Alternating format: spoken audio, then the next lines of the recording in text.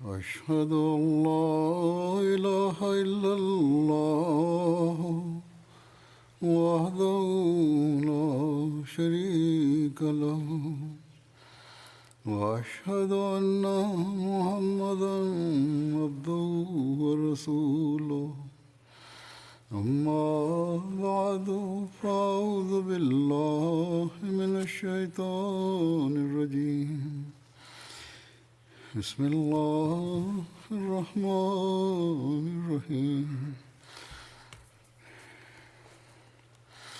الحمد لله رب العالمين الرحمن الرحيم مالك يوم الدين إياك نعبد وإياك نستعين اهدنا الصراط المستقيم صراط الذين أنعمت عليهم غير المغضوب عليهم ولا الضالين. И превосходстве священного Корана. В связи с этим в одном месте Хазрат обетованный Мессия мир ему, называя священный Коран совершенной книгой, изрек: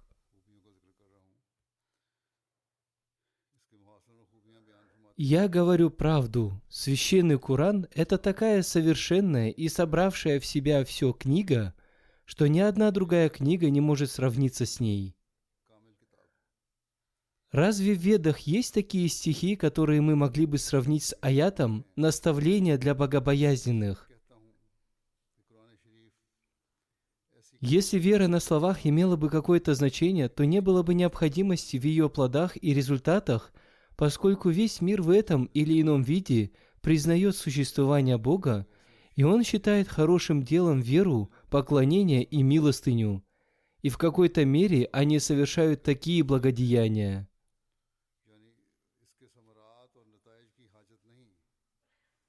Тогда что нового дали миру Веды?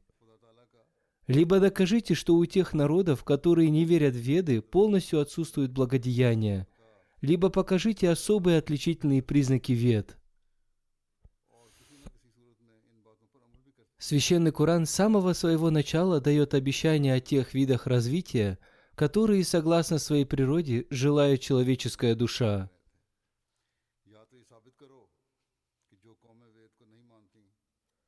Так, в суре Аль-Фатиха Всевышний Аллах изрекает: «Веди нас путем прямым», то есть Всевышний Аллах учит: возносите мольбы для обретения прямого пути. Всевышний Аллах учит вознесению мольбы для обретения прямого пути, и здесь же есть Его обещание о том, что Он будет вести по прямому пути.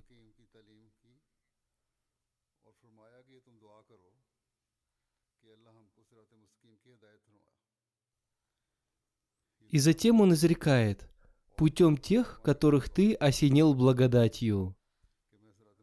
Кроме этого, первый аят суры Аль-Бакара также приносит благую весть.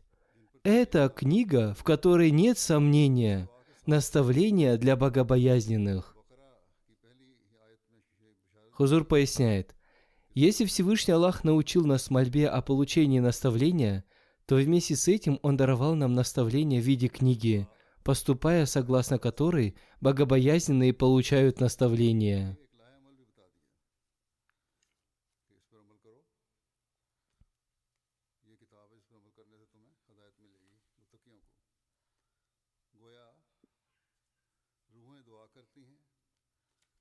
Далее Хазрат обетованный Мессия мир ему изрекает: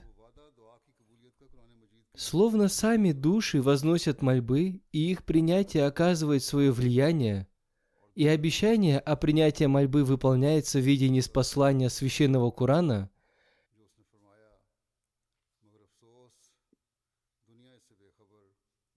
с одной стороны есть мольбы, и с другой ее результат.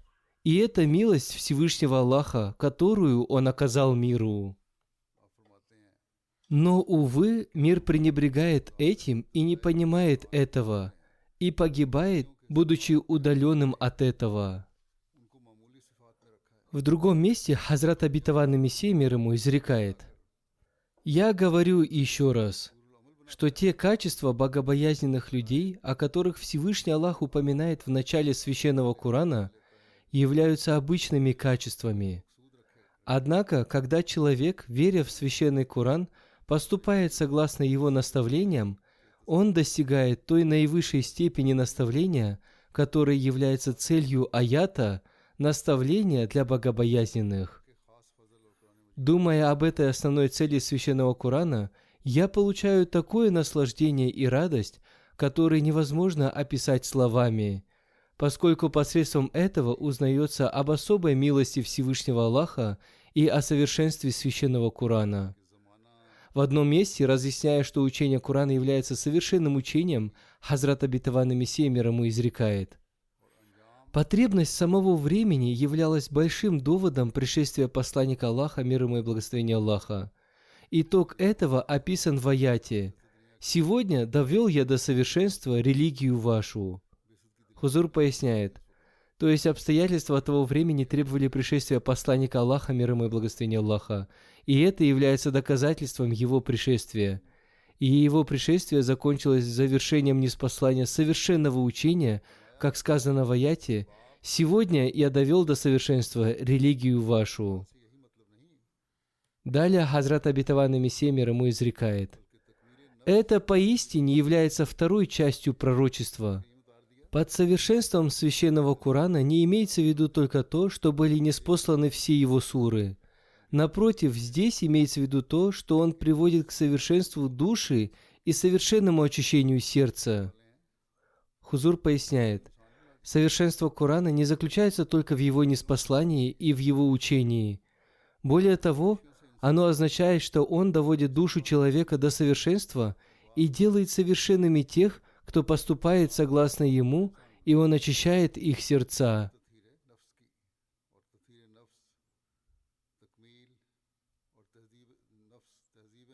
Далее Хазрат Обетованный Мессия, мир ему, изрекает: «Священный Коран превратил дикаря в человека и затем сделал из него нравственного и разумного человека. И затем он сделал его Божьим человеком. Затем он очистил его душу, проведя ее через все степени совершенного очищения и воспитания». Хузур поясняет: он научил человека наивысшим степеням воспитания и также научил его наивысшим степеням очищения души и довел до совершенства. Далее он изрекает: таким образом, Всевышний Аллах довел до совершенства свою книгу. Он сделал так, чтобы не было ни одной истины и правды, которой не было бы в Священном Коране. Я много раз говорил Агни-Хотри. Хузур поясняет: Агни-Хотри был основоположником одной из индуистских общин. Раньше он был из другой общины, но потом он основал свою общину, и между ним и Хазратом Обетованным Мессией были дискуссии. Обетованный Мессия, мир ему, сказал: «Я много раз говорил Агни-Хотри показать мне хотя бы одну истину, которой не было бы в Священном Коране, но он не смог сообщить мне об этой истине». В одно время я изучал Библию и нашел, что все те истины, которыми гордятся христиане, содержатся в Священном Коране в их вечном и совершенном виде. Но очень жаль, что мусульмане не обращают на это внимания и не размышляют над Священным Кораном, и в их сердцах отсутствует также почтение к Священному Корану. Он является такой гордостью, подобия которой нет у других. Затем Хазрат Обетованный Мессия, мир ему, изрекает: аят «Сегодня довел я до совершенства религию вашу» содержит в себе два аспекта. Во-первых, Всевышний Аллах полностью очистил вас. Во-вторых, Он сделал вашу книгу совершенной. Хузур поясняет: то есть ваш шариат.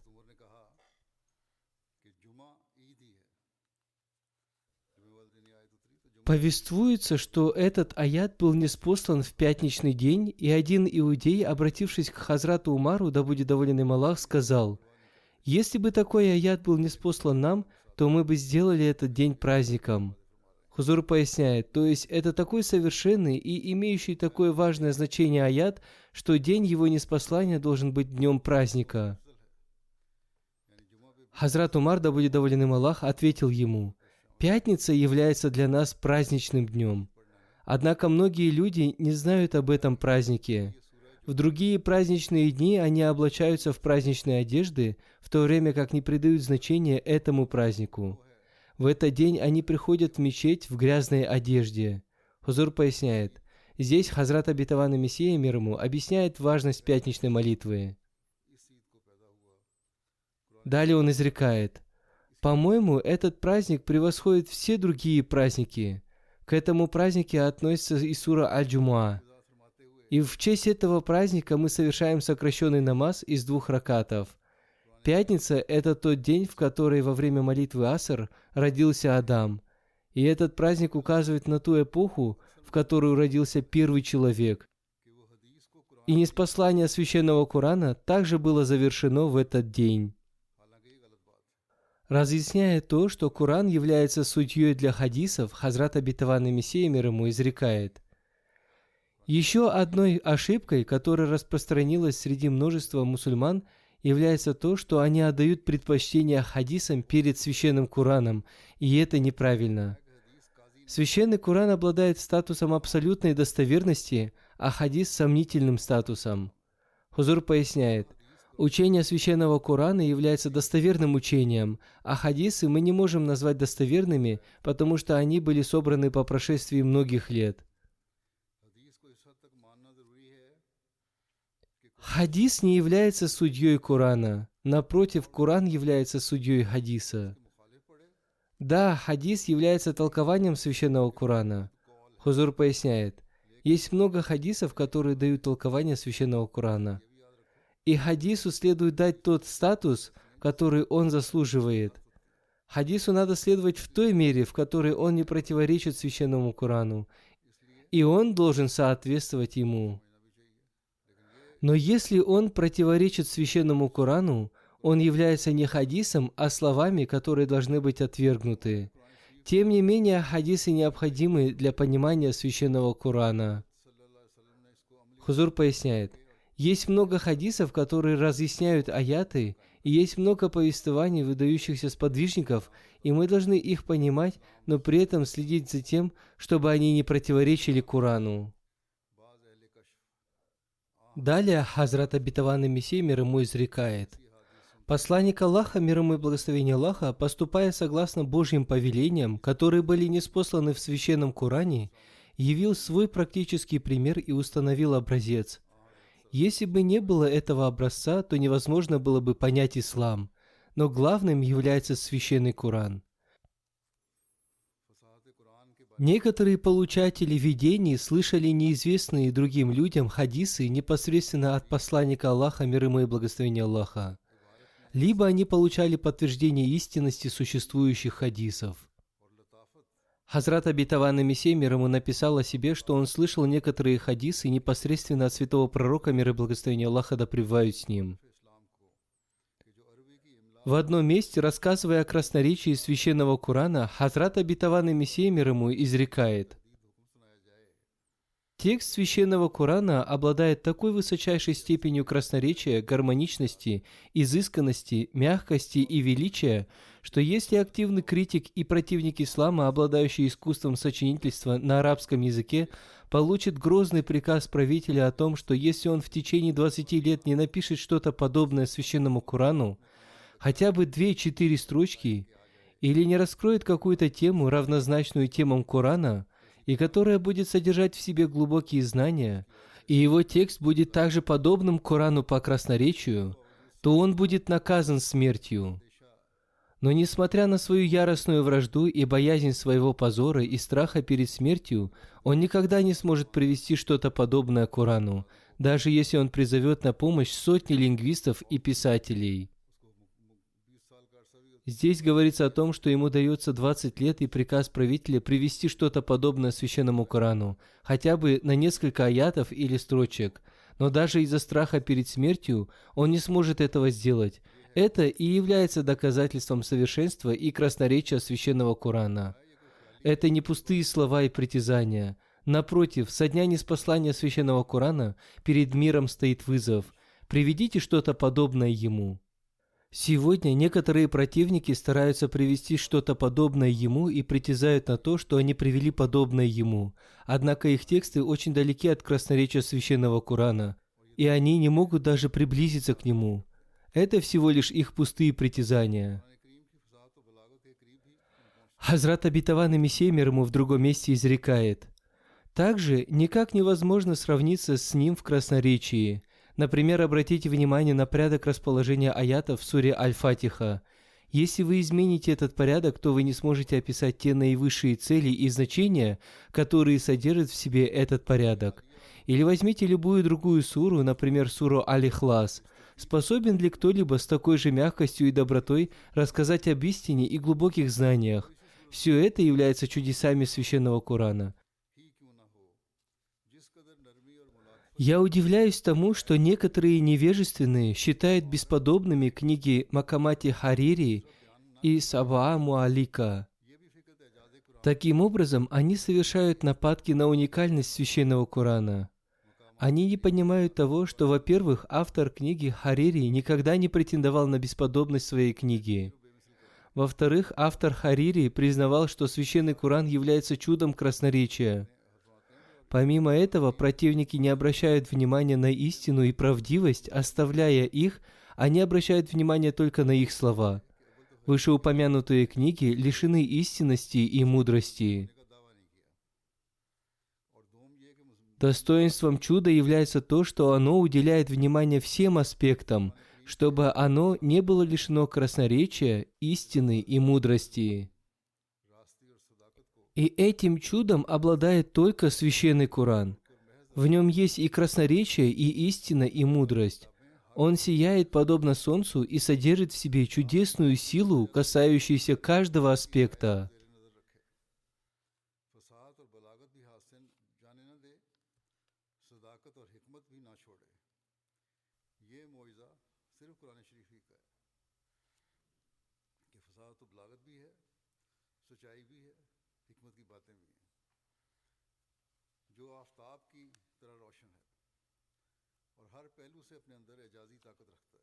В другом месте Хазрат обетованный Мессия мир ему изрекает: «Однажды в качестве ответа на чудо красноречия священного Корана пастор Фандер представил книги Харири, Абу Аль-Фазл и некоторые другие английские книги. Это было давно, и в то время мы считали, что он лжет. Потому что, во-первых, авторы этих книг не притязали на бесподобность своих книг. Напротив, они всегда признавались в недостаточности своих знаний и восхваляли священный Коран. Во-вторых, во всех этих книгах смысл был подчинен слову. Они только соединили слова и искали только рифмы к словам, и в своих книгах они не уделяли внимания мудрости и глубокому пониманию, в то время как священный Коран, истина и мудрость тесно взаимосвязаны.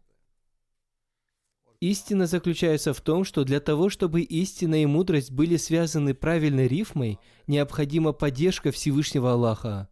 В ином случае все человеческие писания подобны книге Харири.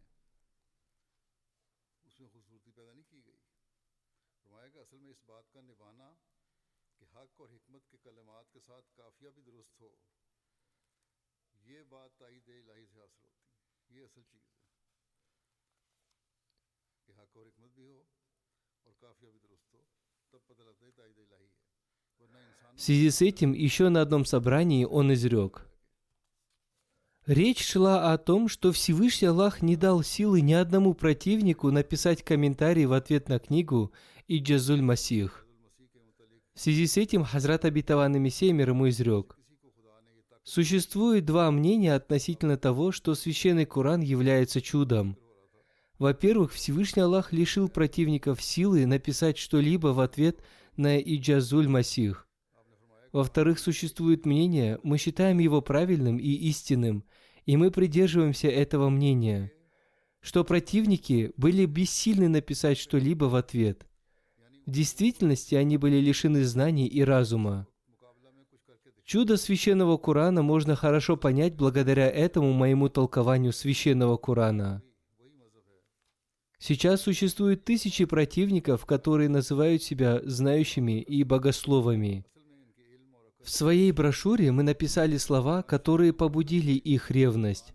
Однако среди них не нашлось ни одного человека, который ответил бы на это знамение. Одним словом, мы должны изучать книги Хазрата Обетованного Мессии мир ему, и с этой точки зрения, чтобы понять священный Коран.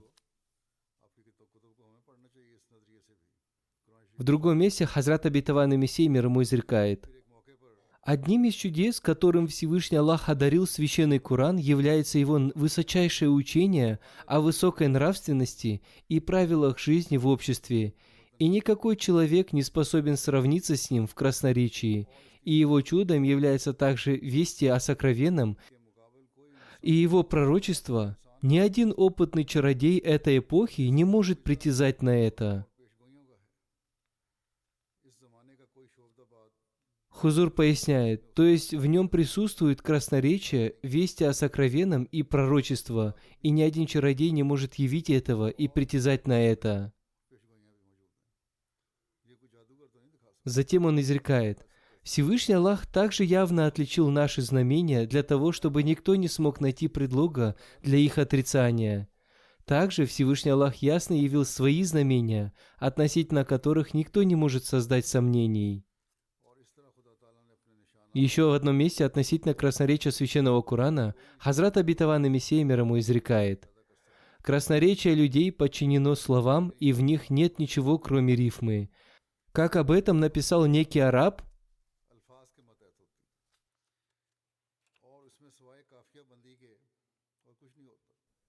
я отправился в Рим верхом на верблюде, который не способен опорожниться, и он написал эти слова только ради рифмы». Однако чудом священного Корана является то, что все его слова подобны жемчужинам, нанизанным на нить, и каждое его слово находится на своем месте, и ни одно слово невозможно поставить в другое место или заменить другим словом. Но несмотря на это, рифмы, красноречие и все необходимые слова связаны в нем между собой. На одном собрании, рассказывая о превосходстве красноречия священного Корана, он изрек: «Все знамения и чудеса, которые проявляются здесь, в Кадиане, в действительности являются знамениями и чудесами святого пророка, мир и благословение Аллаха да пребывает с ним.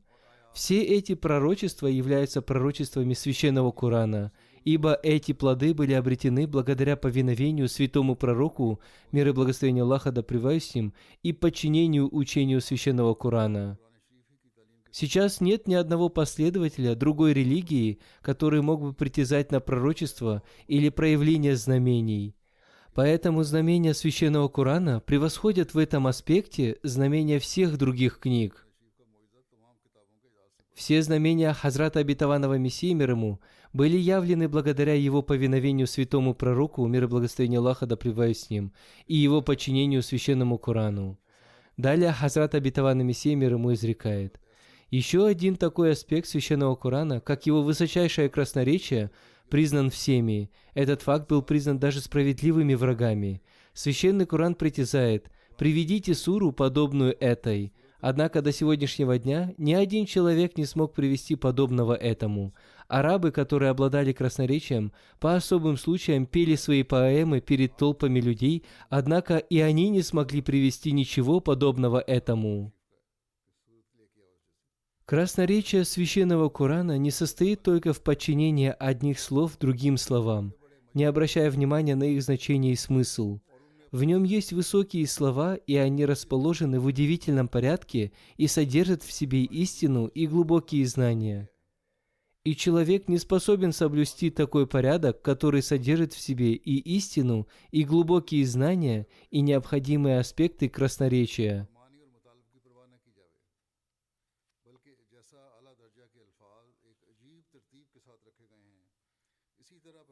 В другом месте Хазрат Обетованный Мессия мир ему сказал: в одном месте Всевышний Аллах изрекает: Посланник от Аллаха. Читает он свитки очищенные. В них писания истинные, твердо стоящие и дающие стойкость в вере. То есть он читает те свитки, которые содержат в себе истины и глубокие знания. Те, кто пишут книги, хорошо знают, что очень трудно одновременно писать о святом учении и высокой нравственности. Тем более, писать о таком учении, которое притягивает к себе и оказывает влияние, и удаляет плохую нравственность, и оно создает вместо плохой нравственности высокую нравственность. Арабы пребывали в таком состоянии, которое не было скрыто от кого-то. Они были воплощением всех грехов и ошибок. Они были порочными веками. Однако в благословениях и милостях святого пророка, мир и благословение Аллаха да пребывает с ним, была такая сила, что он полностью изменил состояние арабов в течение 23 лет. Это было влияние его учения. Если вы обратите внимание на маленькие суры Священного Корана, то вам станет ясно, что кроме необходимых аспектов красноречия, они наполнены красотой своего учения и совершенством. Например, посмотрите на суру Аль-Ихлас. В ней повествуется обо всех степенях единобожия и об отрицании всякого вида многобожия. Посмотрите также, например, на суру Аль-Фатиха, каким великим чудом она является. Эта маленькая сура состоит из 7 аятов, но в действительности она является учением, сутью и содержанием Священного Корана. Кроме этого, в ней повествуется о существовании Бога, Его атрибутах, о необходимости мольбы, о средствах ее принятия и о путях и способах обретения ее пользы, и о наставлении о том, как спастись от путей, приносящих вред. Кроме этого, в ней есть доводы, опровергающие все ложные религии мира. Хузур поясняет, одним словом, в этой маленькой суре содержатся все необходимые учения. Далее он изрекает: «Вы видите, что большинство книг и последователей других религий говорят только об изъянах и недостатках других религий и выдвигают обвинения в адрес учений других религий. Однако ни одна из этих религий не может представить более лучшее учение вместо этих обвинений. Также ни одна из этих религий не представляет наилучшее учение для спасения людей от того или иного греха. Этой гордостью обладает только Священный Коран. Там, где он опровергает ложные религии и указывает на их неправильное учение, он представляет истинное и подлинное учение. Это такая красота Священного Корана, которую не могут опровергнуть сегодняшние так называемые образованные люди. Во многих случаях, когда перед другими я предлагаю решение какой-то проблемы на основании учения Священного Корана, все принимают его. Еще в одном месте, рассказывая о превосходстве Корана, Хазрат обетованный Мессия мир ему изрекает: «Некоторые невежественные люди утверждают, что они не могут понять Священного Корана, и поэтому не следует обращать на него внимание, поскольку его очень трудно понять, но они ошибаются в этом». Хузур поясняет, они выдумали предлог, что он труден и непонятен, и поэтому не следует уделять ему большое внимание и достаточно лишь его чтения. Далее Хазрат обетованный Мессия мир ему изрекает: «Священный Коран разъясняет свои верования ясным и бесподобным образом, и его доводы оказывают влияние на сердца. Священный Коран – это такая красноречивая книга, которая была разъяснена безграмотным арабским бедуинам, и они поняли ее. Но почему сегодня люди не могут понять Священного Корана? Арабы были неграмотными и сельскими жителями, невежественными и даже не похожими на людей, тем не менее они были превращены в Божьих людей. И если они поняли Коран, то почему сейчас люди не могут понять его, в то время как большинство людей являются образованными людьми? Еще в одном месте Хазрат обетованный Мессия мир ему изрекает: «Логика Священного Корана проста, правдива и понятна всем. В нем нет никакой трудности. Он является прямым путем, которому научил нас Всевышний Аллах. Человек должен изучать Священный Коран, размышляя над ним. Он должен выписать для себя из Священного Корана список его повелений и запретов. Затем он должен поступать согласно этим повелениям и запретам, и таким образом он сможет обрести довольство Бога. Хузур поясняет, это очень простой путь, поступайте согласно всем очевидным повелениям и остерегайтесь всех запретов, и благодаря этому вы обретете довольство Аллаха. Далее он изрекает, а что касается терминов, созданных суфиями и философами, то они становятся причинами преткновения многих людей, поскольку они содержат в себе множество трудностей и непонятных вещей, поэтому не следуйте за суфиями и философами.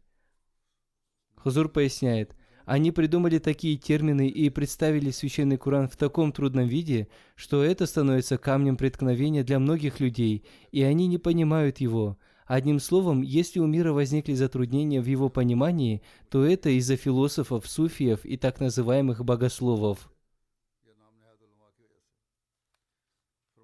Далее Хазрат Обетованный Мессия мир ему изрекает, есть один святой человек, о котором мы имеем хорошее мнение, и думаем, что он сказал это с хорошим намерением.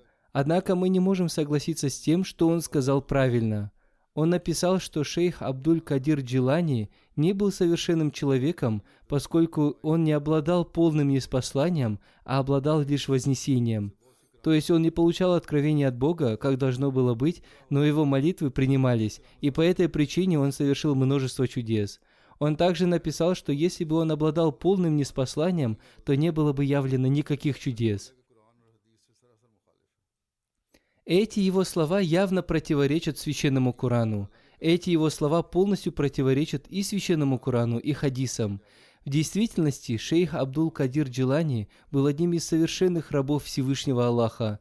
Если кто-то возражает относительно его чудес, то это возражение относится и к чудесам всех пророков. Хузур поясняет, однако следует запомнить, что последователи шейха Абдуль-Кадира Джилани, описывая его чудеса, преувеличивали, и это неправильно. Да, чудеса могут быть явлены, но согласно закону природы и закону шариата, и пророки также являли чудеса согласно этим законам.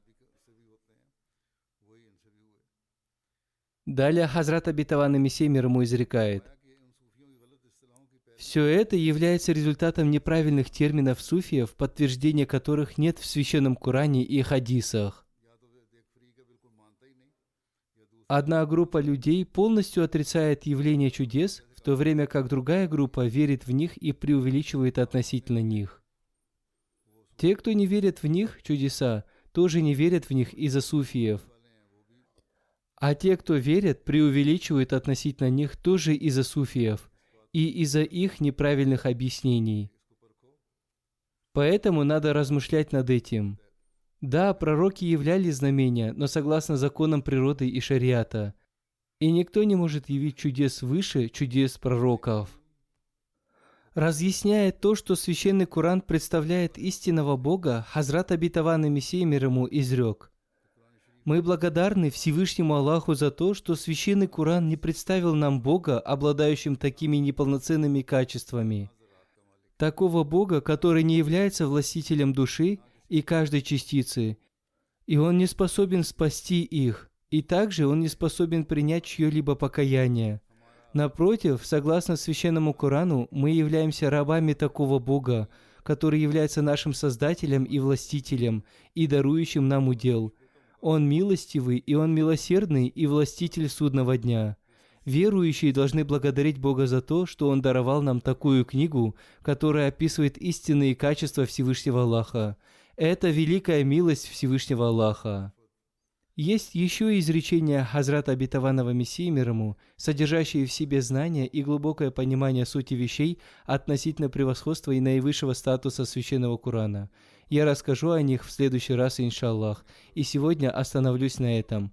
Пусть Всевышний Аллах даст нам возможность понять эти наставления и поступать согласно им, и читать Коран и понимать его. Сейчас я хочу вспомнить о некоторых умерших, особенно о мученике в Бангладеш, и я проведу по ним молитву джаназа, заупокойную молитву. Как мы знаем, на прошлой неделе община Бангладеш начала проведение своей джальсы Саляна ежегодного съезда, и во время джальсы экстремисты и мятежники напали на участников джальсы. До проведения джальсы полиция и местная администрация уверяли, что они будут контролировать проведение джальсы, и поэтому община может провести джальсу. Община начала работу джальсы, и в это время мятежники совершили свое нападение, и полиция, увидев нападающих, ничего не сделала, и они стояли как зрители. Они начали выполнять свои обязанности только через несколько часов, когда получили приказ сверху, и к этому времени мятежники уже многое сделали. В результате их нападения один наш юноша по имени Захид Хусейн ибн Абу Бакр Сиддик из Бангладеш стал мучеником. Инна лилляхи ва инна иляйхи раджиун.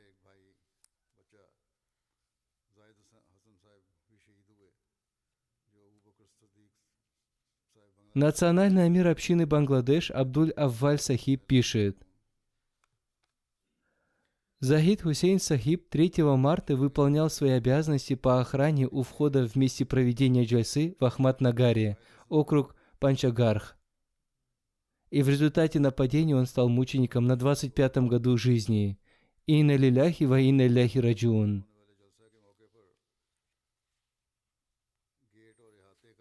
Мученик принял Ахмадият в 2019 году, и спустя 3 месяца он заполнил анкету васията. Его семья раньше была представителями течения Ахля Хадис. После принятия Ахмадията мученик проповедовал своим родителям, и в 2020 году они тоже приняли Ахмадият. И после принесения баята, обета верности, мученик регулярно писал мне письма с просьбами о молитве.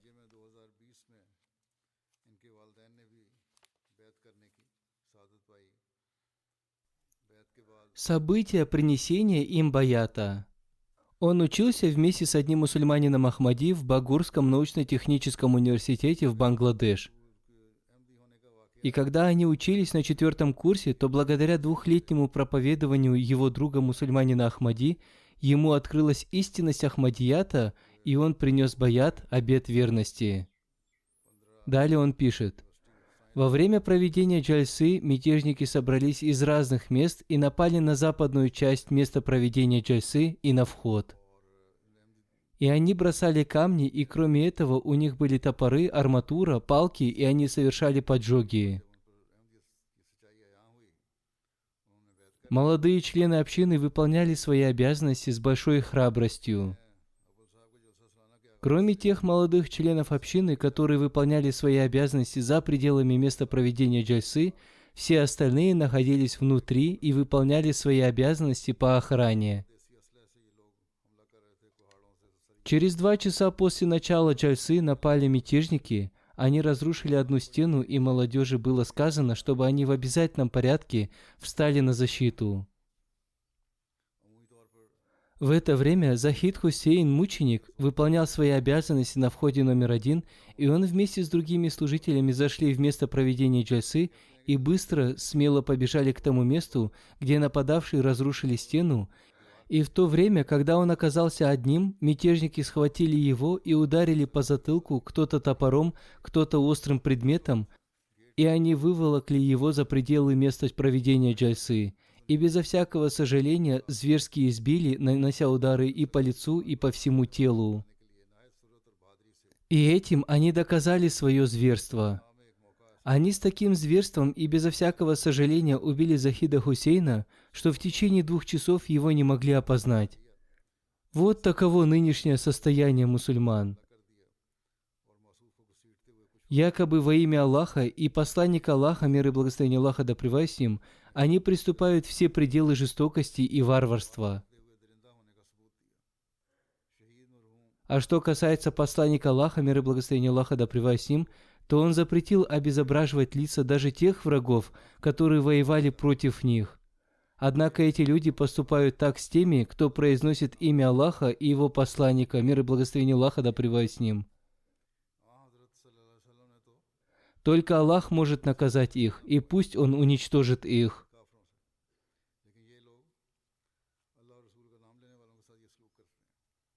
Далее он пишет: убийцы сняли ID-карту с его груди, но он был одет в форму Гудамуль Ахмадия, и поэтому его смогли опознать. И после получения его тела после молитв Тагаджуд и Фаджр совершили его молитву джаназа, и в ней приняли участие 1000 участников джальсы. И во время совершения молитвы джаназа никто не смог сдержать своих эмоций, и все рыдали перед Богом. Согласно закону, должны были провести расследование убийства, и поэтому его тело забрали, и затем после полудня его тело отвезли в его родную деревню на машине скорой помощи, и его похоронили в 10 часов ночи.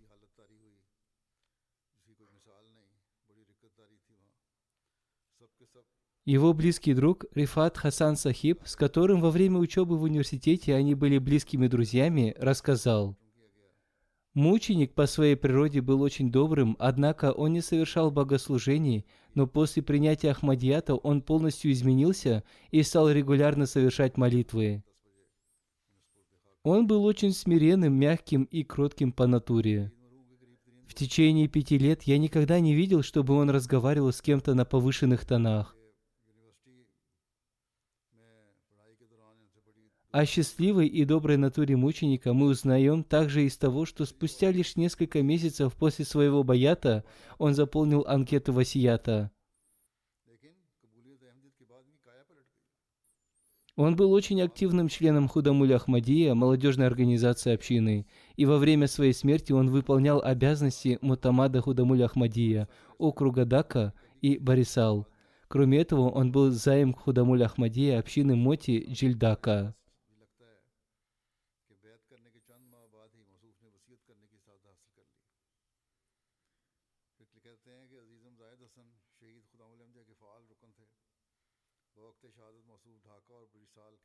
Глава Худамуль Ахмадия и мутамим этой общины пишет: «Мученик регулярно принимал участие во всех мероприятиях общины и подчинялся всем своим руководителям, и он с большим духом служения выполнял все порученные ему обязанности.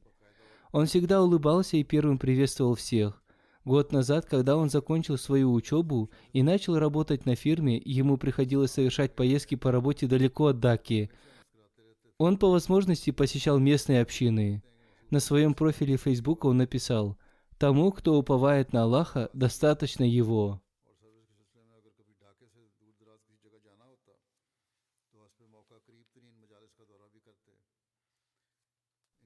Наш миссионер Шариф Ахмад пишет: «Когда я был назначен для служения в общине Тибария, мученик вместе со своим другом Рифатом Хусейном Сахибом, который проповедовал ему, пришли ко мне, и он выразил свое желание подписать баят, обет верности. Я сказал ему: подумайте еще некоторое время и хорошо поразмышляйте». Он ответил: «Хотя истинность общины открылась для меня, но поскольку вы советуете мне это, то я подпишу ее позже». И когда он пришел в следующий раз, он подписал баят. И после принесения баята он усердно изучал и хорошо понял Ахмадият и институт Ахмадийского халифата. Он глубоко изучал и обрел знания, и он часто писал мне, как я уже сказал выше. Последнее письмо он написал мне перед отправлением на Джальсу, и он написал, что они едут на поезде, и противники имеют опасные планы против них, и в некоторых местах противники уже устроили поджоги. Однако они проведут свою джальсу, иншаллах. И он написал о своей вере и выразил свое желание, чтобы все его родственники и все жители его села стали мусульманами Ахмади. Это было его последним письмом, которое он мне написал.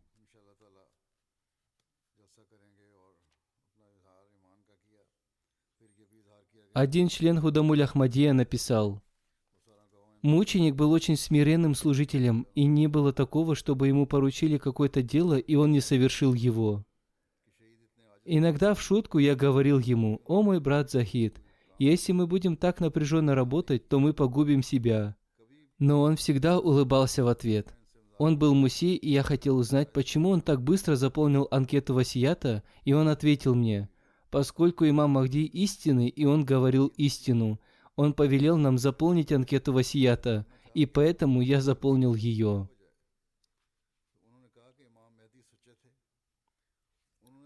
Услышав этот его ответ, я удивился, насколько глубоко он верует в обетованного Мессию и имама Махди, мир ему. Я также однажды спросил у него о причине принятия им Ахмадията, и он ответил мне: До сегодняшнего дня, кто бы ни притязал на сан Махди, Мессии и Пророка, он не достигал успеха, и у него нет никакой общины, только Хазрат Мирза Гулям Ахмад является тем, кто достиг успеха. Если бы он не был истинным, то он потерпел бы такое же поражение, как другие самозванцы. Родители мученика живы, и по милости Аллаха, как я уже сказал, они тоже мусульмане Ахмади. Мученик был их единственным сыном.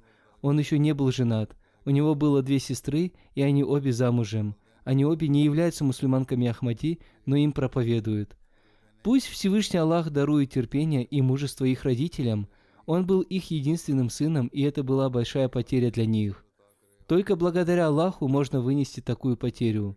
Да возвысит Аллах его степени в раю. Мученики, согласно повелению Аллаха, обретают вечную жизнь, и пусть Всевышний Аллах относится к ним по-особенному.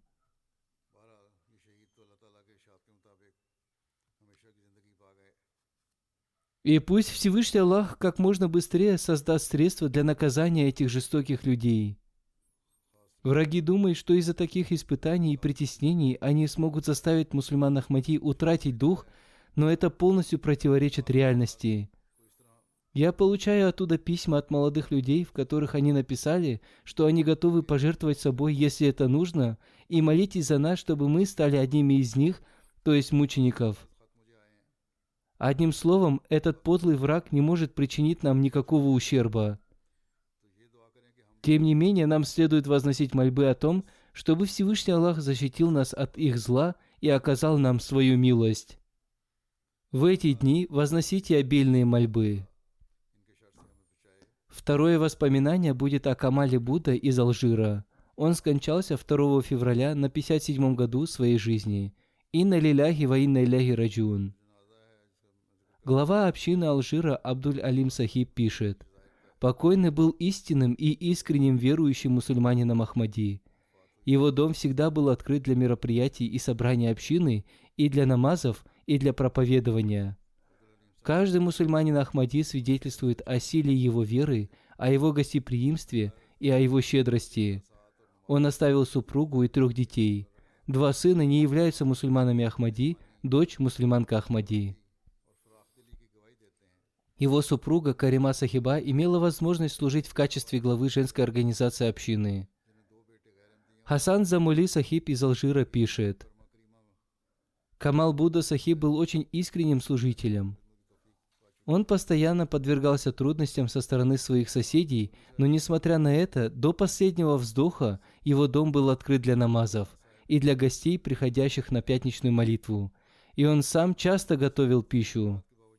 Он всегда принимал участие в делах служения человечеству, и также он часто был донором, и в доме покойного проводились различные мероприятия общины и праздничные молитвы.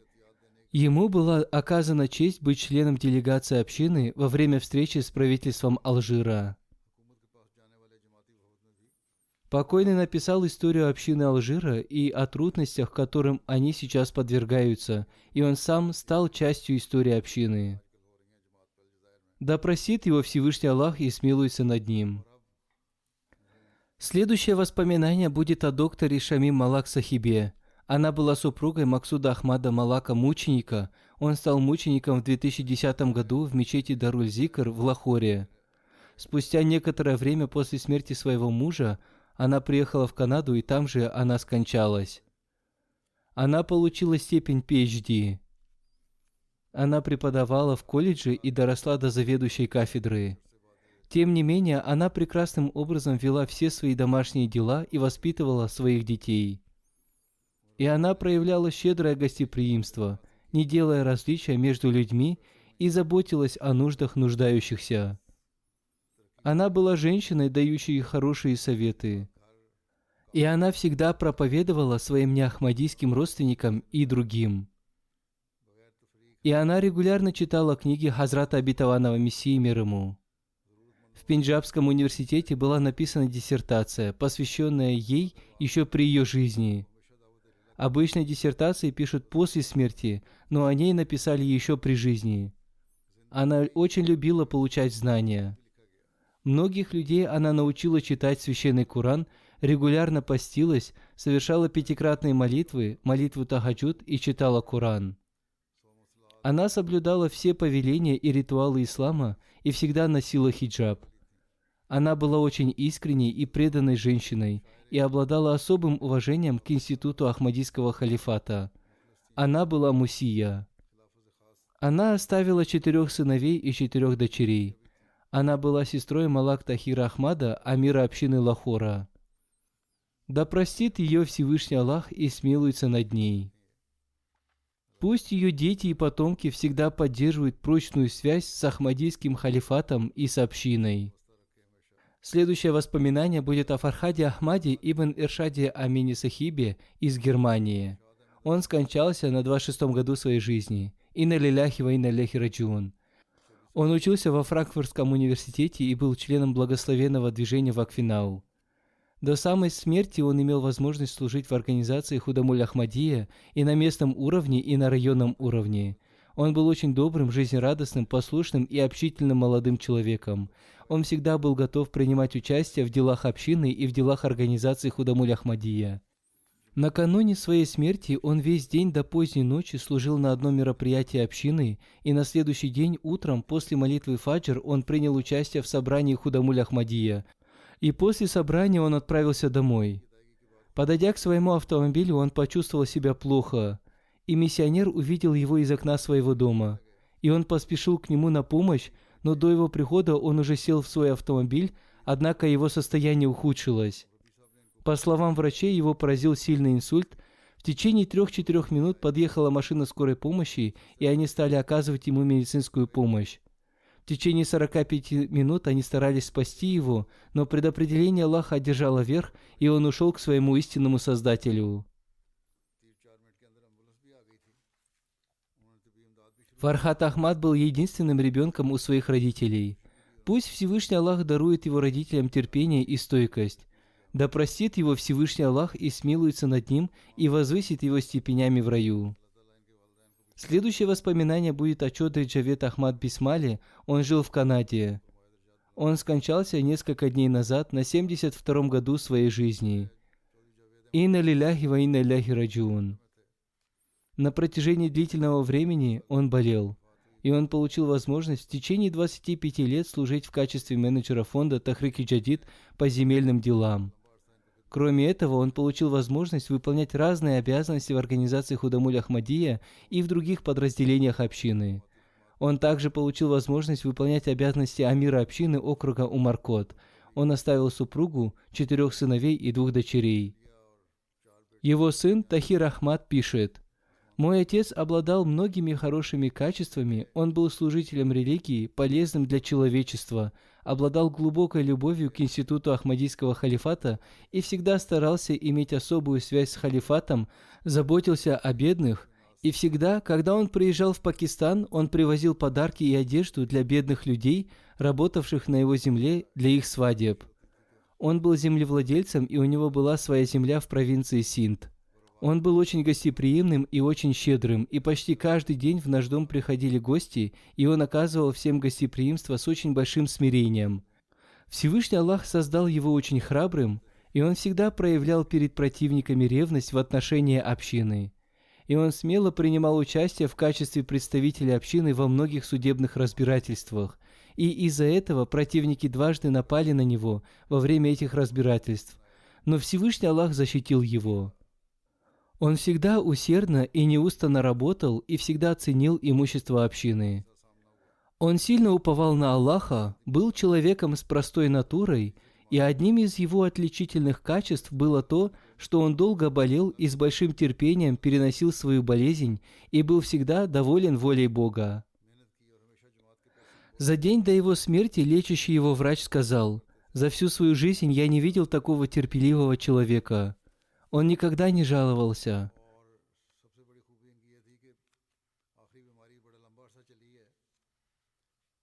Когда ему сообщили, что врачи уже отказались его лечить, он находился в сознании. Он не мог говорить, но слышал и понимал. Он с большим спокойствием выслушал это и принял. Он регулярно совершал молитву тахаджуд и обильно восхвалял Всевышнего Аллаха.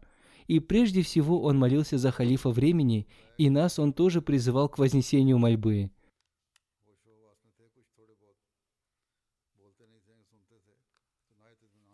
Он был очень мудрым и проницательным, и всегда благодарил Аллаха и в горести, и в печали, и он всегда переносил их с улыбкой. Он обладал честным сердцем и был твердым по натуре.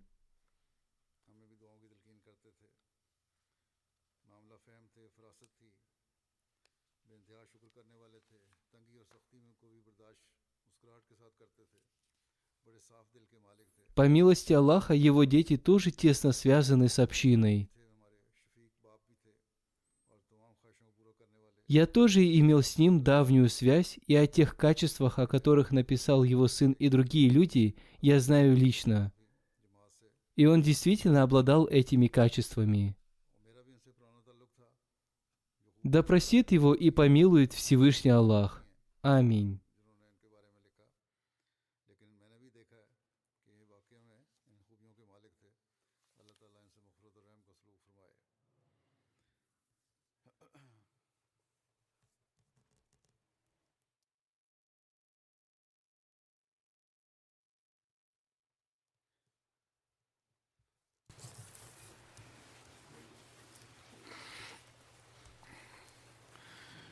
الحمد لله الحمد لله نحمده ونستعينه ونستغفره ونؤمن به ونتوكل عليه ونعوذ بالله من شرور أنفسنا ومن سيئات أعمالنا من يهده الله فلا مضل له ومن يضلله فلا هادي له